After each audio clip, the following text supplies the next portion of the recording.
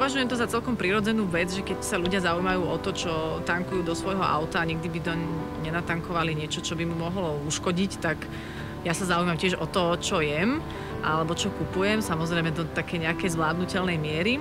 A je to z dvoch dôvodov, aby som vedela, odkiaľ to pochádza a ako to bolo pestované, chované, vyrábané a do akej miery je to vhodné pre moje telo. A väčšinou sa to, obidva tieto aspekty zlejú v jednom, že čo je lokálne a dobre vypestované a dobre chované je väčšinou aj pre mňa zdravé. Keď podporujeme malých rodinných farmárov, tak v podstate podporujeme aj sami seba. To nie len tým, že nakupujeme pre seba zdravé a kvalitné potraviny, ale dávame podporu miestnym ľuďom a pomáhame tým aj miestnej ekonomike, čo určite je na prospech nás všetkých.